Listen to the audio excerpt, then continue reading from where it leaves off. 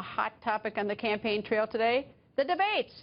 Trump is calling them rigged because two of the debates are scheduled to go against NFL games, and Trump wants that changed, and he's not the only one. Just a short time ago, RNC Chair Reince Priebus went on the record. Mr. Chairman, nice to see you, sir. Hey, Greta. So tell me your thoughts on the debate schedule that has been set up. Is it fine, unwise, or unfair? Well, I don't think we should be having debates, Greta, on Sunday nights. We're not going to have a replay of the Democrat National Committee debate debacle. So I think the debate should be either on a Tuesday or Wednesday night.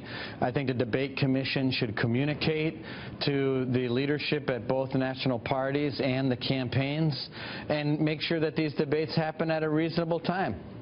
Would you agree that it's at least not unfair because it equally happens to both candidates, to the Democratic candidate and Republican candidate? It might be unwise. Actually, that's where I land, that it's unwise, you know, not forcing people to try to choose between what they want to watch live, the debate or a football game?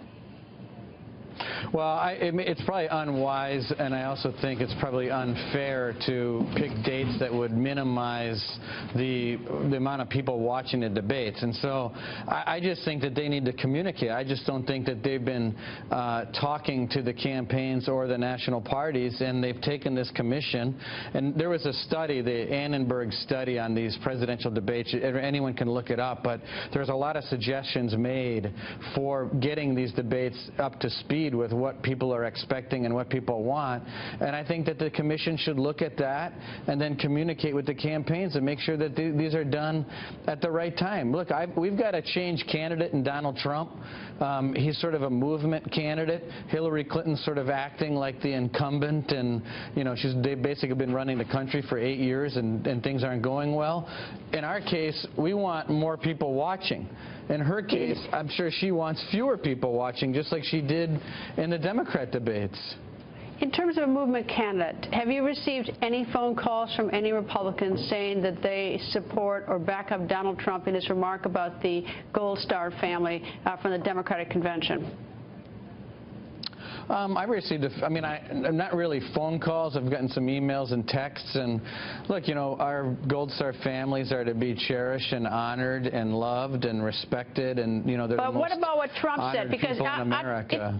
It has turned a lot of Republicans have actually come out and made statements against Donald Trump. I mean, this is different from, you know, what it's been like before. What are you going to do about that? Well, I mean, I think the Gold Star family should be off limits. I mean, I think that the Gold Star families, like I said before, whatever sacrifices I think that I've made or you or anyone watching this have made, they're crumbs on the floor compared to these Gold Star families. And so I think the point is that we cherish and honor these families that are grieving and everything else. So that's my position on it, and I've made that clear to Republicans across the country that have reached out to me. Is this a fatal political problem now for Donald Trump? No, I don't think it's fatal, but I think it's something that he's talking about and he's dealing with. But, you know, we'll have to wait and see. But I certainly think that Donald Trump's a much better choice than Hillary Clinton. I think, obviously, you saw that in the convention, and she's forgotten about who's been in charge. She's forgotten about ISIS, and she's forgotten about what kind of a dangerous world we live in. So, no, Donald Trump is the better choice. There's no question about it. Mr. Chairman, thank you very much for joining us. Thank you, Greta.